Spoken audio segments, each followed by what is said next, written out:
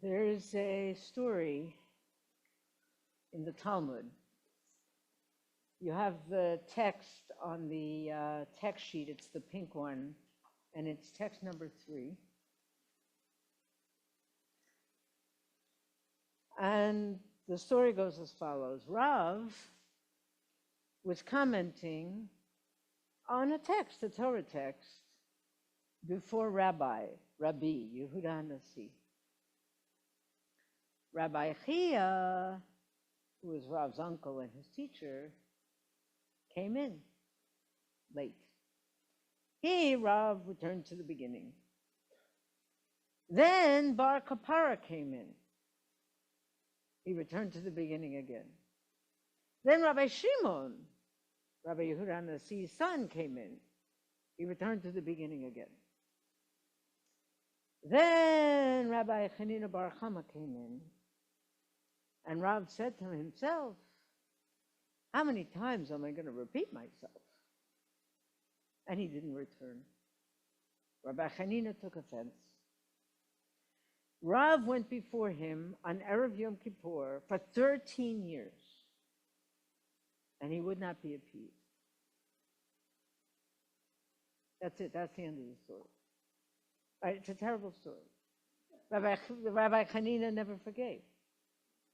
It's also an important story. Forgiveness is not guaranteed. From God, yes. But when we injure another person, no. And that's actually necessary if morality and apology is going to mean anything. Right? If it's guaranteed, what does it mean? It is in part about power. When we wrong someone, we give them the power not to forgive us. A real apology has to acknowledge that reality. We have to be prepared for the answer to be no, even unreasonably. Right? We all know the tone of voice of an apology that denies that power shift. Right? I said I'm sorry. Right? That's not likely to lead to real reconciliation. Still, in the story, I think our sympathies are with Rav. Right? We've all done something similar, like pushed past our limit. We've lost patience. We've been a little abrupt, a little rude. Right? Whatever, something small, seemingly like that. Get over it already. 13 years? And by the way, note how open the Talmud is about the failings of these great sages and scholars. There are no perfect people in the Torah, and the Talmud pulls no punches about the sages' own egos and bad behavior. I think it's one of Judaism's great strengths. But the Talmud also thinks this story is problematic, although initially in a different way than we may think. They ask, how could Rav act this way? Didn't Rabbi Yosef Bar Chanina say anyone who requests forgiveness from another shouldn't ask more than 3 times? We have a Mishnah, halakha. It clearly says you ask forgiveness, you try 3 times, and then no more. There are limits. After sincerely asking 3 times, continuing is not only pointless, it increases the guilt of the other. Right? It reveals the other person to be stubborn and intractable and hard-hearted. Everyone involved is presumed to know this halakha. So what is Rav doing? The Talmud's answer, Rav Shani. It either means Rav is different, or Rav here refers to teacher, rabbi, and it means offending one's Rav is different. Legal norms can't cover everything. There are exceptional individuals. Maybe Rav is unusually pious, or he places exceptional value on peace and goodwill. And then there are exceptional situations where the relationship is too precious a parent, a child, a teacher. 3 times and that's enough. Or doing nothing leaves us in too much pain. Or circumstances require that the relationship is going to continue. And so we have to find a way to deal with each other. Co-parenting after divorce. A fight with one's next door neighbor. Nobody's moving. 2 peoples with the same homeland, neither of which is going anywhere. Sometimes we can't just say, I tried, I'm in the clear. Rav Shana. But now there's another problem. The Gemara has another problem now. How could Rabbi Hanina act this way? Right?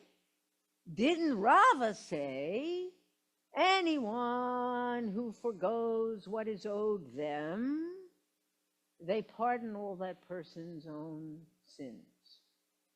Right? Kol hama'avir al midotav. Surely Rabbi Hanina knows Jewish teachings about not being difficult to appease. He knows that. And he knows this other teaching about the value of ha'ama'avir al midotav. You don't, it's hard to translate, but basically you don't demand the fullness of what is owed you. Right? You pass over a little bit of the measure you're entitled to. He knows that. More on that later. How could he behave this way? Rather, there's a backstory. Rabbi Hanina had a dream. And he saw in the dream Rav, the one who offended him, being hung on a palm tree. And he knew there's a tradition that if you have a dream and someone appears in a dream that they're being hung on a palm tree, it means that they're going to rise to a position of authority. He's going to become the head of an academy. And so Rav Hanina says to himself, eventually this guy is going to become the head of the academy. I'm going to refuse to be appeased. And then he'll have to go and study Torah in Babylonia instead of here. Turns out, Rabbi Hanina was protecting his position as the current leader of the academy. He can't forgive Rav because Rav is a threat, a talented younger scholar who is destined to be in leadership, effectively supplanting him. Right? This is his chance to push him out, get him out of town. He'll be a leader somewhere else. Doesn't have to take my place. Now the story is even worse, right? Really? Rabbi Hanina is that small? So comes French Jewish philosopher Emmanuel Levinas. In 1963, Levinas gave a talk about this story at a conference in France. The conference was focused on the relationship to Germans post-World War II. And Levinas brings the story. Levinas can't accept this reading of the story. It's too petty, he says. There has to be a different way to understand it. And he finds 2 possible solutions. One reading is suggested to him by a friend. And the friend says, you can only forgive an offender if the offender is conscious of the wrong. They know what they did. But do we ever really know the limits of our ill will? Without doubt, Rav knew he'd been rude. He knew he'd been disrespectful. He apologized for that. 13 years. But Rav Hanina's dream teaches him more about Rav than Rav knows about himself.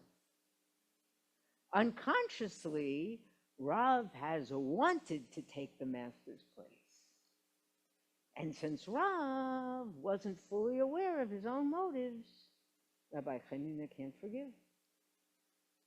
Now we have a completely different story. That's the first reading. Hold that thought. We'll come back to it in a minute. Levinas himself offers an alternative. He says, it could be possible, if you have to at times, to forgive someone who did something unconsciously, in error. But forgiving Rav was brilliant. He was fully aware of his own greatness. He knew damn well he was going to end up head of an academy. And of course he wanted it. It's not that he wasn't aware of his inner ambitions vis-a-vis his teacher. He, of all people, should have known, did know, and so his behavior is very difficult to forgive. And Levinas offers a parallel. Remember, he's speaking at a conference, right, about dealing with Germans after World War II. He offers a parallel to forgiving the brilliant Rav. He says, one can forgive many Germans. It is difficult to forgive Heidegger.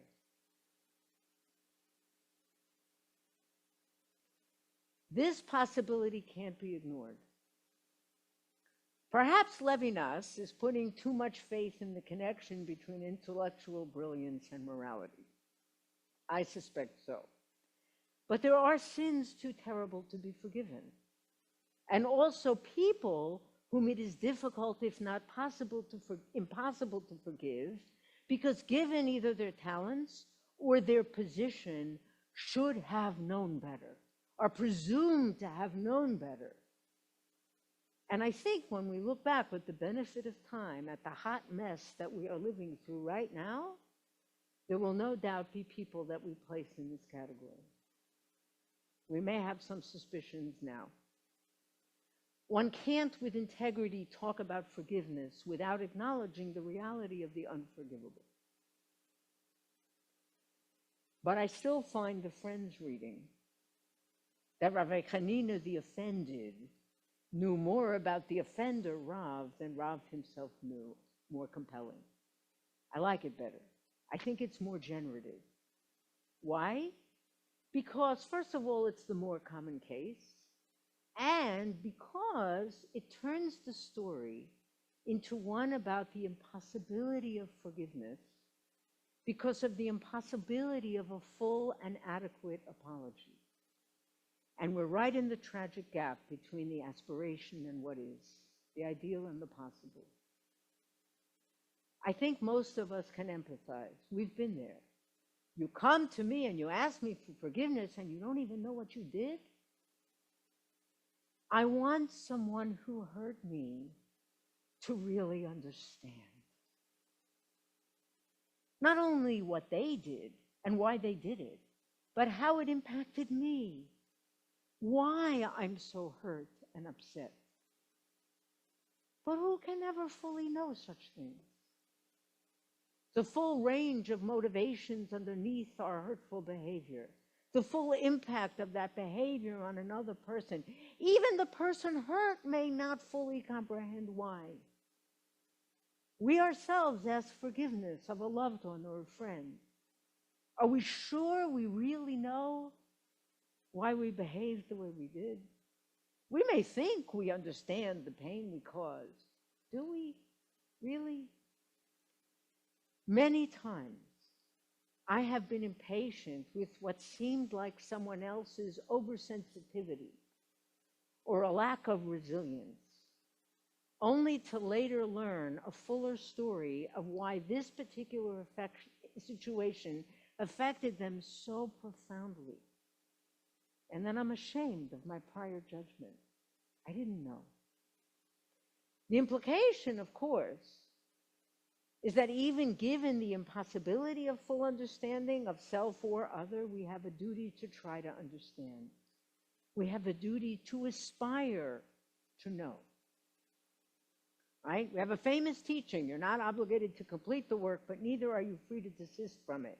That applies also to understanding the self and understanding other people. Merle Feld has a fabulous poem. It's called, I Notice, but Do Not Attempt Interpretation. Here's the poem. I have a friend whose luck has turned.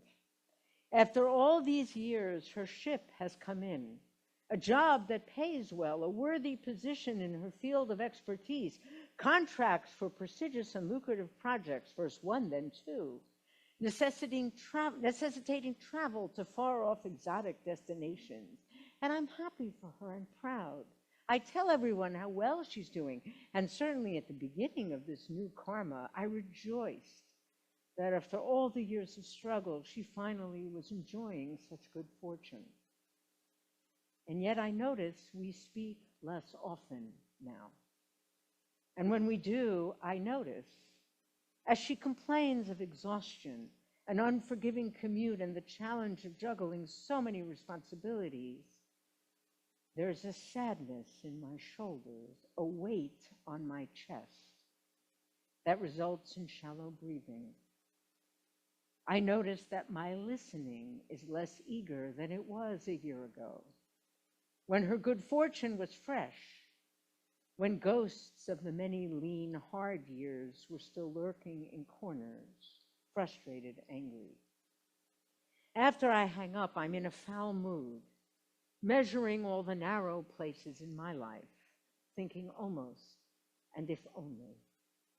I remind myself how much I love her, how talented and worthy and deserving she is, but still, I reach for the phone less and less now, and I avoid wondering what it means to be the sort of person who can stick by her friends through miscarriage, unemployment, divorce, widowhood, chemo, locusts, and death of the firstborn, but uncovers so much trouble bearing witness to an abundant harvest.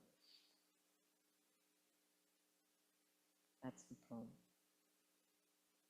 How often do we avoid even noticing, much less attempting interpretation, of the layers of meaning underneath our behavior, or wondering what it means to be the sort of person who, ... Why we were short-tempered with that person. Why somehow we keep forgetting a particular person's birthday or something else that matters to them. Why our resentment or trollishness or disrespect or impatience or harshness emerges when it does. Why we extend empathy here and not there. It's so easy to grab a simplistic answer and ask no further or never ask at all. But of course, that process is unending, the learning. And despite even the best efforts, it's impossible ever to say, I get it fully now.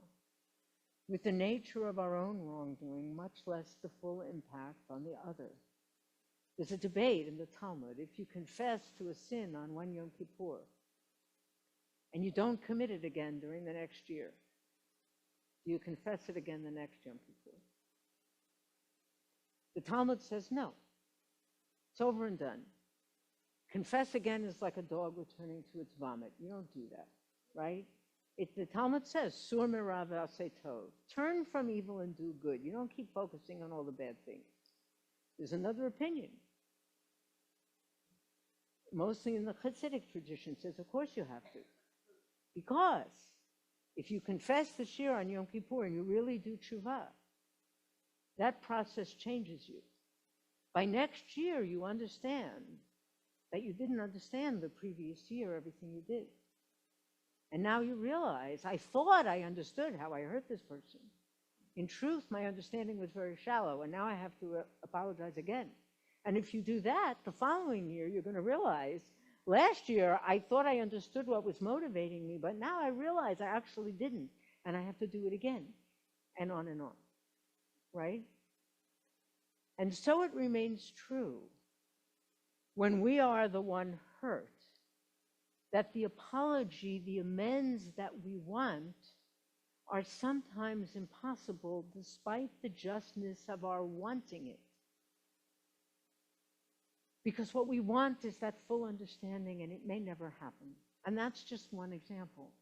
For all kinds of reasons, sometimes what we have every right to demand will not be or cannot be forthcoming.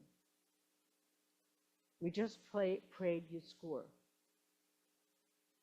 And the hurts that we carry from those no longer alive are mostly in that category. The possibility of getting more understanding, more contrition has gone.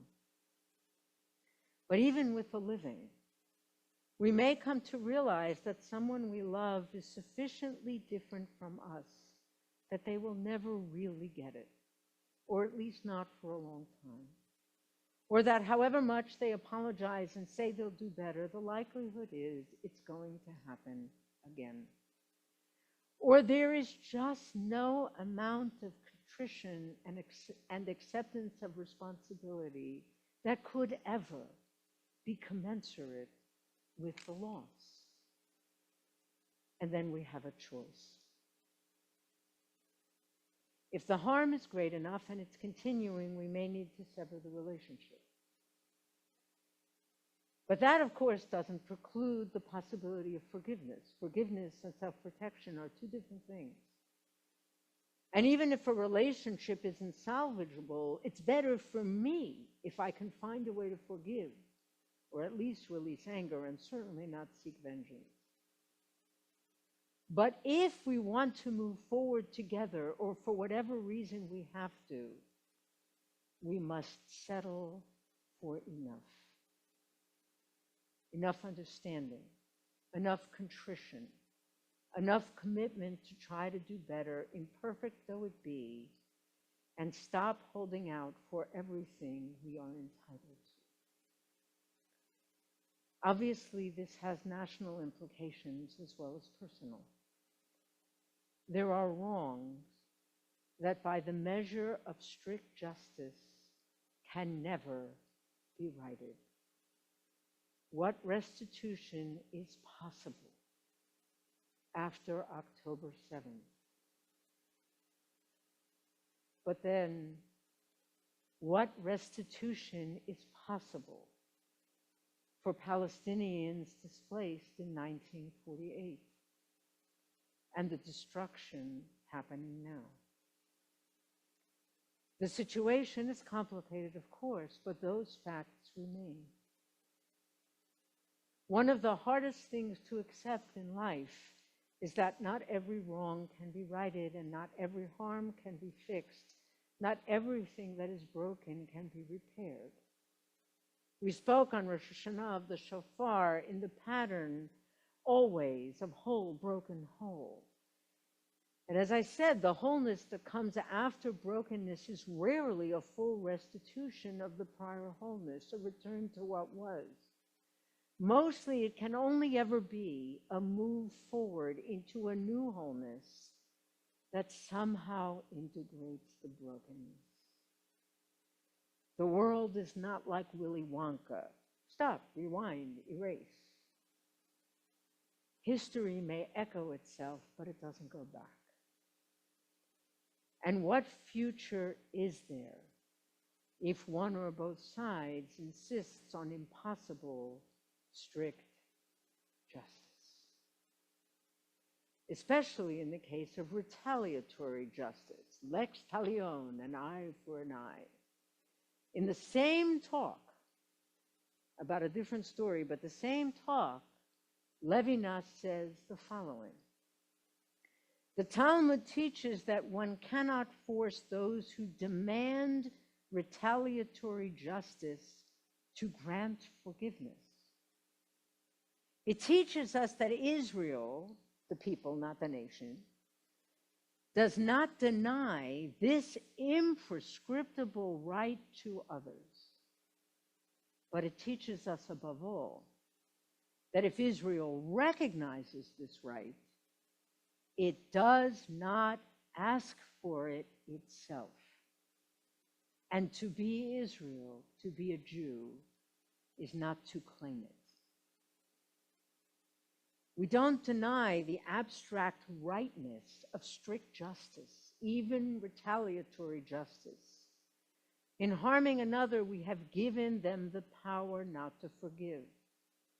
That's a devastating, heartbreaking recognition. Forgiveness, foregoing strict justice, can only be modeled nurtured, the conditions for it created or not. But it cannot be forced. To be a Jew, though, is to recognize the wrongness of demanding it ourselves. And so we come back to what the Talmud said Rav Hanina ought to have known. Kol hama'avir al midotav. Anyone who basically doesn't stand on the full measure of what they are owed, all that, God forgives all that person's sins. It is considered not a halachic legal obligation, but etzah tova, good advice. It too can't be required. It is not turn the other cheek. It is not that, right? It's not continue accepting injury. And by the way, I don't know if you saw this, in the last few years there have been a number of articles that evangelical clergy have been raising concerns that when they quote Jesus' Sermon on the Mount, and particularly the turn the other cheek language, their parishioners complain to them, where did you get those liberal talking points? And when they say it's actually Jesus' Sermon on the Mount, it's not like the people then that say, oh, I'm sorry, I didn't know that. They say, well, that we can't do that anymore, it's weak. Can you imagine? This is not that. Judaism doesn't see continuing to accept injury as a moral requirement or even an ideal to strive for. No. But it's not lex talionis either. It's not doing to you what you did to me. Ma'avir al midotav is the middle ground. Consciously aware of both no justice and strict justice and sitting in the gap. Choosing the possible precisely because it is life-giving and generative. And that applies not only when full recompense is impossible, but also when it's possible. Fundamentally, it is about choosing not to exercise our power, the power to withhold forgiveness when we've been hurt. It's easy to say this and very hard to do. Even apart from safety, accepting less than we are rightly owed, personally or collectively, can make us feel like a sucker. It's like leaving money on the table in negotiation. But here too, there's a difference in how we do it. If our goal is to get every last dime, and we see after the fact that we could have gotten more in the negotiation, we'll feel like fools. But if our goal is to get enough, while leaving the other with dignity and also enough, then leaving the metaphorical money on the table, ma'avir al midotav, is actually empowering. We are intentionally staying our hand for a greater good, including the good to our own character and personhood. We have the power and the right not to forgive, to demand what we're entitled to.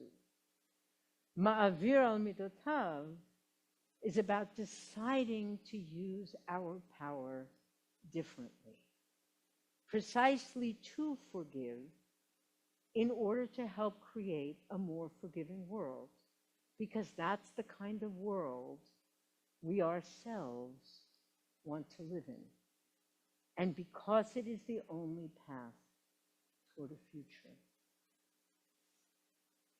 I'll close with this. We began last evening talking about the avaryanim, the transgressors. Note that the word avaryanim comes from the very same root as ma'avir al midotav. It means roughly to cross over, right, to pass by. In the one case, crossing over, perhaps carelessly ignoring our obligations and thereby sinning. In the other case, crossing over, quite intentionally foregoing another's obligation to us and thereby forgiving. And then last night, we noticed also that in the liturgy, we're forgiven by God immediately. Note that the same root of Aryanim, ma'avir, appears again and again in the heart of our Yom Kippur Forgiveness liturgy. From the golden calf narrative we spoke of earlier, Vaya'avur Adonai al panav, God passed before Moses' face. Adonai passed in front of Moses' face, calling out the 13 attributes of God for us to emulate when we need forgiveness. We can emulate God also when we need to forgive.